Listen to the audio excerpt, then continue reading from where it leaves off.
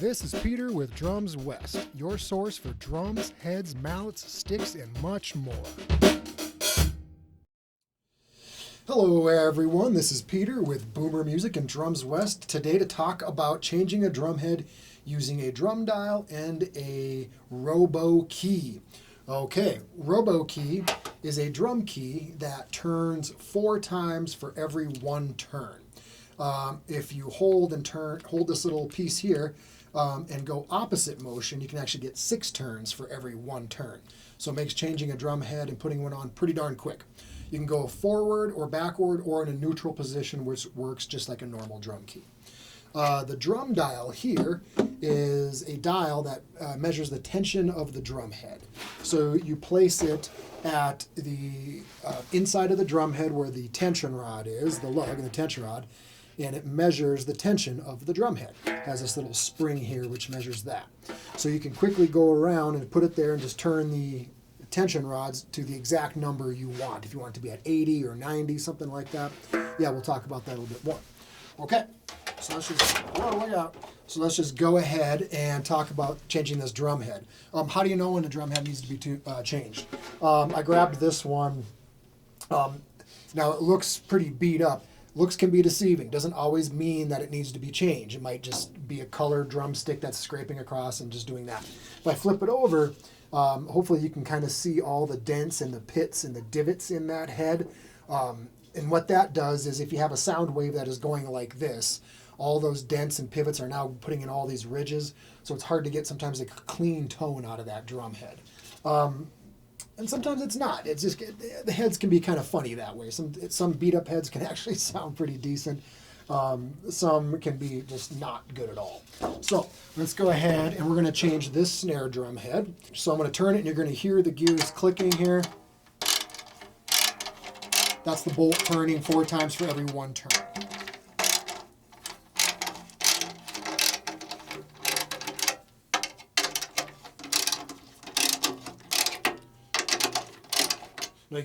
There's pretty much no tension on that head.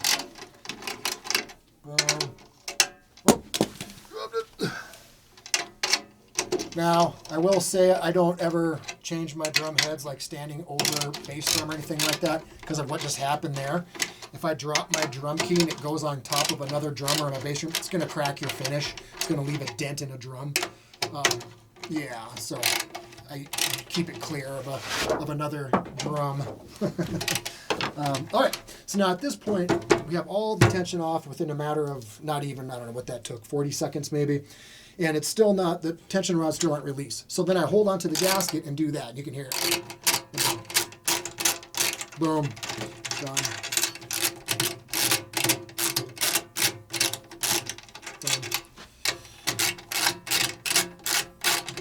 And if I turn both at the same time, that's when you get the 6.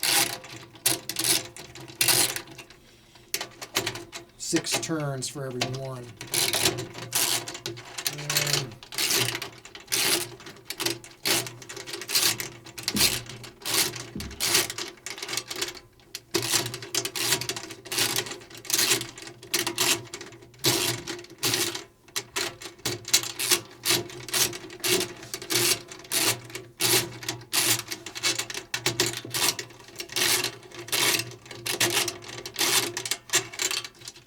There we go.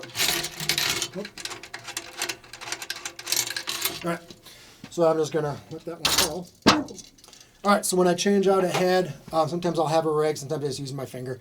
I'm just gonna wipe underneath the edge, get out any dirt, any grit, any dust, stick dust, that kind of stuff.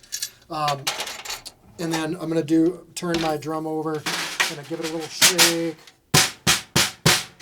blow it up, but be careful you don't get dust in your face. There you go, just to get it clean. Again, if I have a rag handy, I just don't have one today. Just take my fingers, going to clean the bearing edge off. Nice clean contact point. Okay, grab my new drum head, ta-da, put it on there.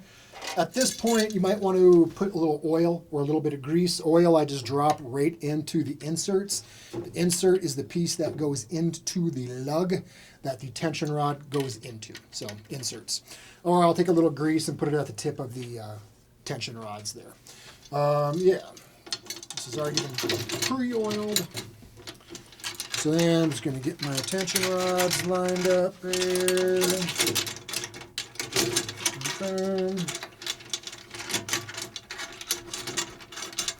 Put that hoop down.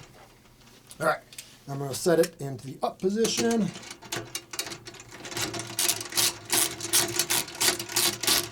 It's already biting onto tension there within a matter of a couple of turns.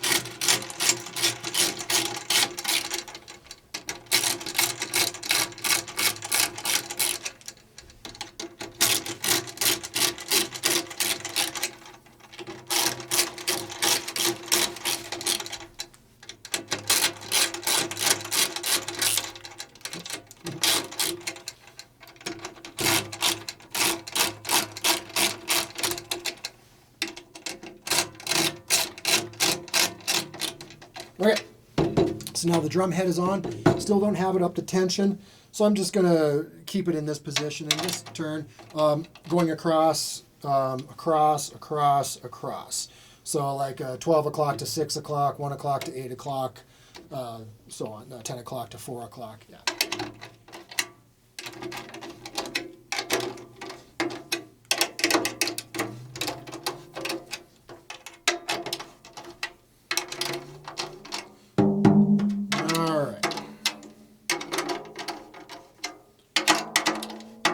So now I have some tension on the drum head. It's not tuned by any means. Yeah, not tuned by any means there. So now we're going to grab our handy dandy drum dial. Boom. And we're going to set it on top of the drum. I'm going to put this back to the neutral position. And I'm just going to look at the number that it's reading there. It's reading at a 90. Okay, I'm going to move it over to the next one. Roughly a 90. Next one, about an 86. Next one, about an 86, 85 and a half, 86, 87, 86. So I'm going to get them all to 90. All right, so here we go. I don't know if you can see that. Got the tension, and I'm just going to look at my gauge. Not quite there. Not quite there. Okay, going across. Not quite there. Okay. 90. Going to the next one. 89. 90. Next one, 89. 90. 86. 90. 89. 90. Okay, everything is at 90. So let's just hit it and see what it sounds like. Blowing a tree. Not too bad.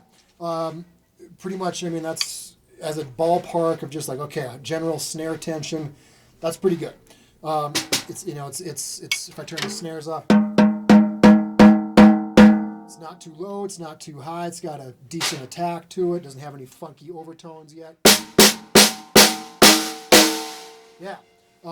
So then any fine tuning, of course, you can do with your ear, of course, using the harmonics.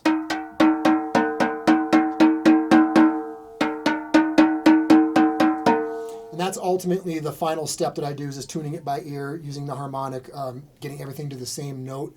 I won't do that right now just for the sake of time, but the drum dial is very good to get you very quickly to where you want to be. So you get a snare sound and you like it at 90. When you throw your new head on, you turn everything to 90 right away instead of like guessing, okay, where am I at, hit it, guessing where am I at. Just very quickly get it to where you need. Robo Key is cool just because it makes things go a little bit quicker. Sure, there's other things out there you can do. You can do a drill with a a bolt style connection to it and do that whole thing like a NASCAR driver, which is cool. This is a lot smaller, doesn't require any batteries, anything like that. It's motor, it's batteryless, but it works very well. Cool. So very easy to do. I recommend if you're looking for some cool little gadgets. This will not work on extremely high tension drums like marching drums. It won't work on stuff like that. or very loose drums either. Very floppy drums will not work very well on. Yeah, other than that, very cool instrument, very handy dandy. Cool. Well, this is Peter from Boomer Music, Robo Key, and the drum dial. I almost called it the wrong thing there. Drum dial. All right. Have yourself a good day. Take it easy. If you need gear or advice with anything percussion, reach out to us at drumswest.com. If you like what you hear, do me a favor and tell a friend. Follow us on social media, subscribe to our YouTube channel, and sign up for our e-newsletter so you will never miss new content as it drops. This is Peter with Drums West, your source for drums, heads, mallets, sticks, and much, much more. Thanks for listening.